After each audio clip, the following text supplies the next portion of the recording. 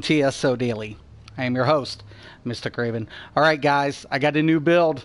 Yep, I'm pumping them out. I keep dishing them, right? Nothing can stop me. Nobody can stop me. It's Mr. Craven. It's TSO Daily, and here it is, the new Stamina Warden PvP build for Summerset.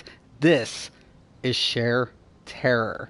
All right, guys, let's go ahead and get into it. This is a bow 2H build. Now, going into the character sheet, you're going to go ahead and see max magicka 11,000, maximum health 21,600, maximum stamina 34,976, just a little shy of 35, that's fine. Stamina recovery currently 2,073. Weapon critical 35.9. You won't need a lot of crit. Weapon damage 1,684. That will get slightly bumped up. Spell and physical resistance, lovely, nice 21,889 on both. Really like it. To the left, you're going to go ahead and see I have 4 points allocated in health, 60 in the stamina. I'm using Dubious Kimura Throne, and we are using the Lover Mundus. Now, when I go to the 2H side, you're going to go ahead and see that not too much has changed, except the weapon damage increase. Okay? So let's go ahead and get into what sets we're running. This is toxic. This is gross. It's actually beautiful in every sense of the word. I love this build.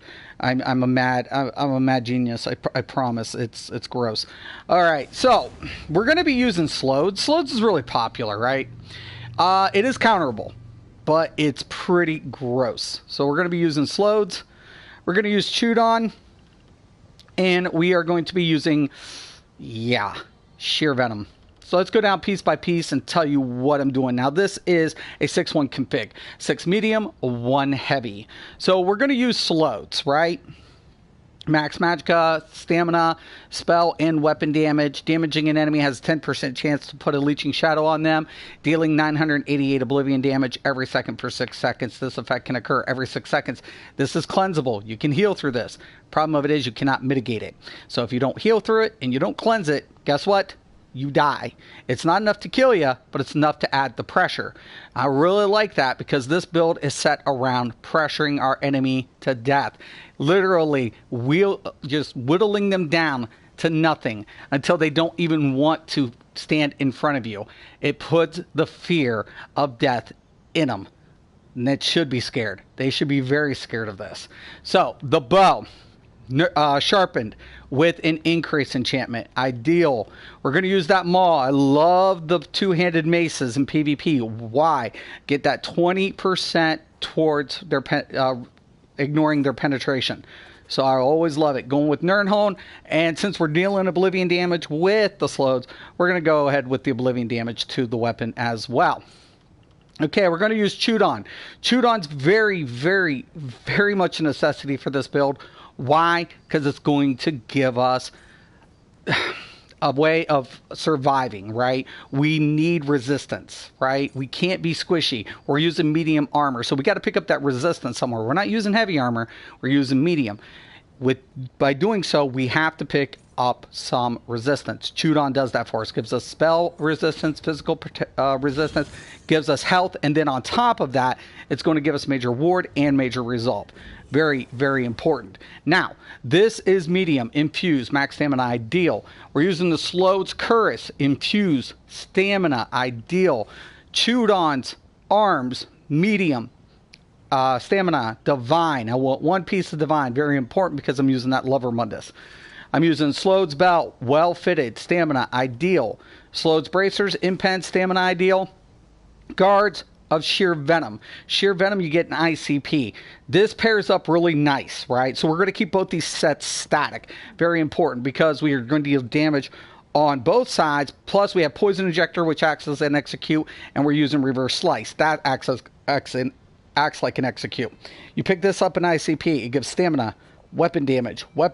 When you deal damage with an execute ability, you infect the enemy, dealing 10,731 poison damage over 6 seconds. Now, dots can also proc Slodes, so you want to keep applying the pressure. So even if they escape your execution, it can proc the Sheer Venom, and then on top of it, apply the Slodes effect. really, really works in conjunction well together. Very scary. Very, very scary. Boots of Sheer Venom, Impen, max stamina, ideal. Necklace of Sheer Venom, robust, recovery. Ring of Sheer Venom, robust, recovery. And Ring of Sheer Venom, robust, recovery. If you want to go with one Bloodthirsty, you can. I wouldn't necessarily recommend it, but if you want a little extra damage, by all means. But I would keep a recovery glyph on it. All right, so let's go ahead and get into the skills. Bow bar, very important. We're using Sheer Venom, so we're going to use that poison injector, right? It acts like a finisher. So we hit it, boom. Procs in a poison from the ability. Procs in Sheer Venom. Can also apply the slows. 3 for 1. Bam, done. Wardens don't have spammables, right? Because we have shocks. So Cutting Dive is our spammable on our bow side. So we usually play back, whittle them down, hit the shocks, close the gap, run up the finisher. So very important that we're putting Cutting Dive on this bar, right? And keep in mind we have the passive into the Animal Companion of Advanced Species, so we're getting 4% because we have 2 abilities slotted on this bar. Very important. Shuffle, right? Very important. We get Major Evasion, and then on top of it, we're going to get that, excuse me, immobilization for 0.5 seconds. Ends up being about 2 seconds. So really, really nice when you need it in the pinch. Okay, Resolving Vigor, no surprise. Bird of Prey, very important. It's going to give us our Major Expedition and our Minor Berserk. That's increasing our movement speed and our stamina recovery. Very, very important. And so we're also getting Minor Berserk, Major Expedition, and Major Endurance.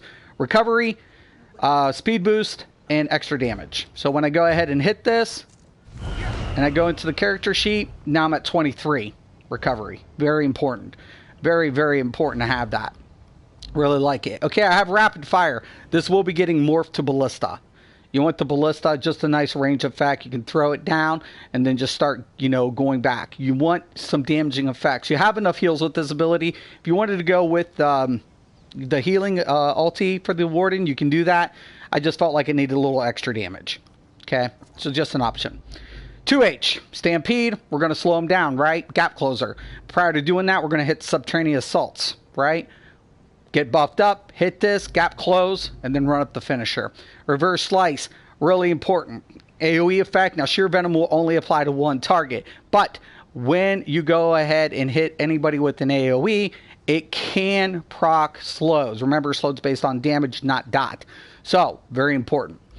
Bull Netch. This is going to be our form of Major Brutality. Notice I don't have forward momentum or rally in this build. Why? This helps me sustain, gives me Major Brutality. Since I do not have forward momentum or rally, I want to bank on the Soothing Spores. This has a bigger direct heal when I need it. So I have a hot, and then I have this, and then I get that nice passive into the maturation, which increases my health when I'm in combat by 10%, making me very tanky on top of my resistance.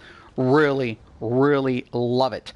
And then, of course, we're going with that nice Dawnbreaker of Smiting for our CC, and then the extra passive into the Fighter's Guild of 3% for having it slotted for our weapon damage.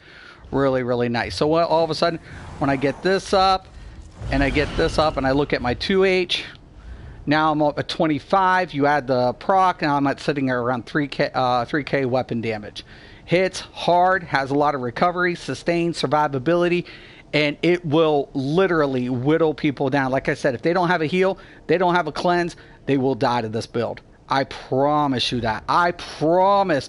If they don't do something about the pressure, they're going to die. They have to address it. It has to be addressed. Okay, let's go ahead and get into the CP points. Starting off into the Apprentice. 23 points into Bless. We're going to be doing some self-sustaining heals. Very important. Into the Astronaut, we have 14 in Physical Weapon Expert, 61 at Master at Arms.